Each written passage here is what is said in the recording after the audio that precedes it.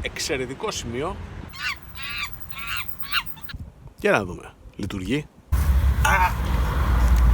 Είναι κλειδωμένο. Το 2014, στα πλαίσια ενός ευρωπαϊκού προγράμματος για ηλεκτρική κινητικότητα, είχαν εγκατασταθεί οι σταθμοί φόρτισης σε 2 πόλεις στην Ελλάδα, στην Κοζάνη και στην Αθήνα. Στην Κοζάνη είχαν τοποθετηθεί 8 σταθμοί φόρτισης, ενώ στην Αθήνα 2-3, νομίζω μόνο ένα στο κτίριο του ΔΔΕ, κάτι τέτοιο. Σήμερα βγήκαν κάποιες εξωτερικές δουλειές και σκέφτηκα πως ήταν καλή ευκαιρία να περάσω μια βόλτα να δω αυτούς τους φορτιστές που βρίσκονται στην πόλη μας. Αν λειτουργεί κανένας από αυτούς, να προσπαθήσω να φορτίσω. Εξοπλίστηκα με την απαραίτητη καλωδίωση. Για να δούμε. Βρισκόμαστε στο Πανεπιστήμιο Δυτικής Μακεδονίας. Εδώ υπάρχει ένας σταθμός φόρτισης του προγράμματος Green Emotion. Από ό,τι φαίνεται δεν είναι καν ηλεκτροδοτημένος. Η οθόνη είναι κενή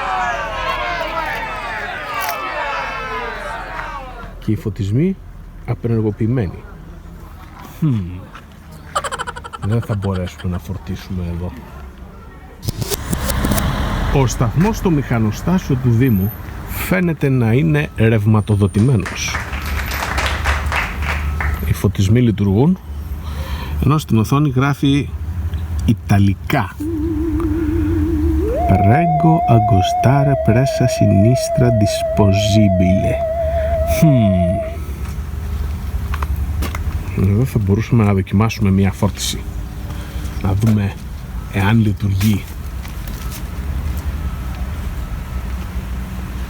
Τα φώτα είναι αναμένα.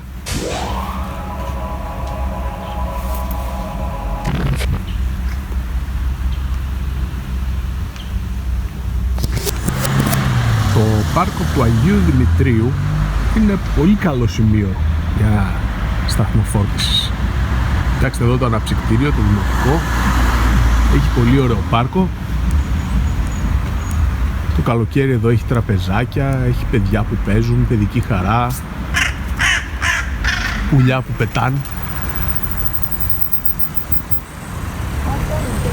Εδώ έχει τοποθετηθεί ένας ακόμη φορτιστής του προγράμματος. Σε πολύ καλό σημείο. Βέβαια δεν έχει χώρο στάθμευσης.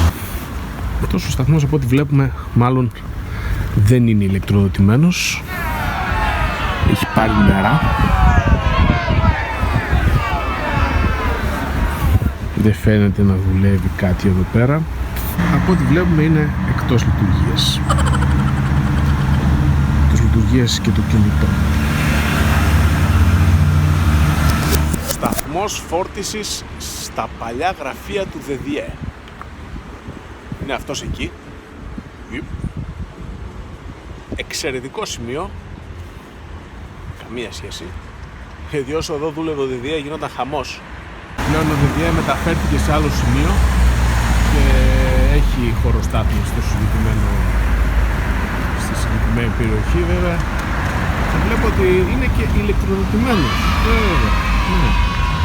Ο ΔΔΕ άφησε ηλεκτροδοτημένο το σταθμό των παλιών του γραφείων. Επομένως μπορούμε να διαβάσουμε τι λέει και να κάνουμε μια μετάφραση.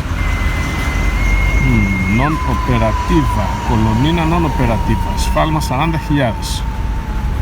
Μάλιστα, αυτό δεν είναι το σφάλμα που εμφανίζεται στα άλλα μηχανάκια. Αυτός φαίνεται σε πολύ καλύτερη κατάσταση. Βέβαια εδώ το μόνο σημείο για να μπορέσει να φορτίσει είναι να σταματήσει ακριβώς μπροστά από το σταθμό.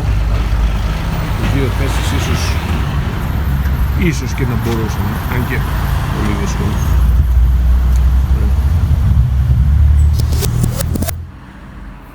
Ο φορτιστής στο δημοτικό κήπο είναι υπόδειγμα φορτιστή.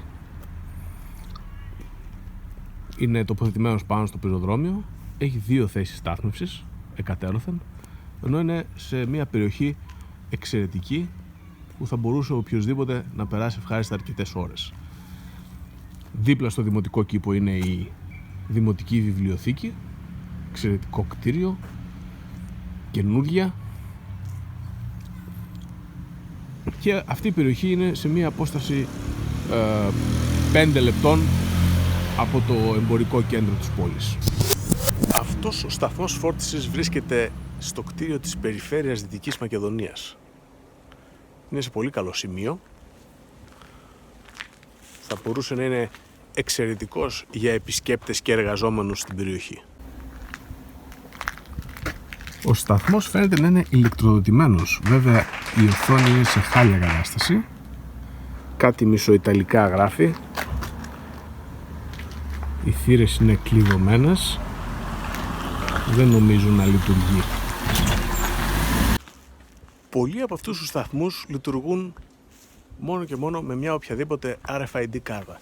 Αυτή είναι μια κάρτα της New Motion, πλέον είναι της Shell, η οποία έχει RFID και ενδεχομένως ο σταθμός αυτός να λειτουργούσε. Για να δοκιμάσουμε.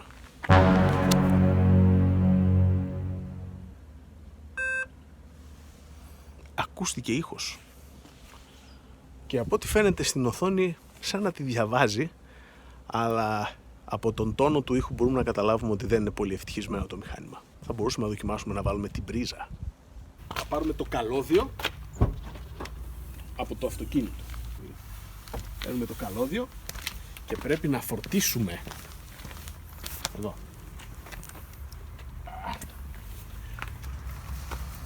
Για να φορτίσουμε βάζουμε αυτό εδώ.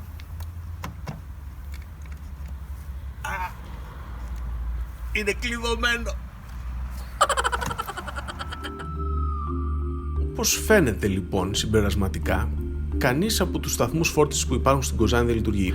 Αυτούς τους σταθμούς κανονικά έπρεπε εδώ και χρόνια ο Δήμος να τους έχει υιοθετήσει με κάποιο τρόπο. Βέβαια εννοείται ότι υπάρχουν προβλήματα γραφειοκρατίας για να διαχειριστείς αυτή την κατάσταση και να μεταφερθεί η κυριότητα των σταθμών στο Δήμο. Εάν ο Δήμος είχε υιοθετήσει αυτούς τους σταθμούς φόρτισης, τότε κάποιος επισκέπτης που κάνει τη διαδρομή Γιάννενα-Θεσσαλονίκη θα μπορούσε να σταματήσει στην πόλη της Κοζάνης για 2 ώρες, να χρησιμοποιήσει τους σταθμούς αυτούς φόρτισης για να φορτίσει το ηλεκτρικό του αυτοκίνητο. Κατά τη διάρκεια των 2 αυτών ωρών θα χρησιμοποιούσε τις παροχές της πόλης, θα πήγαινε να φάει σε κάποιο εστιατόριο, θα πήγαινε σε κάποια καφετέρια, θα επισκεπτόταν την αγορά του κέντρου της πόλης. Το κόστος φόρτισης σε ένα τέτοιο σταθμό για το Δήμο Κοζάνης θα ήταν 1 με 2 ευρώ ανά άτομο. Ο επισκέπτης θα άφηνε πολύ περισσότερα, πολλαπλάσια χρήματα στην πόλη.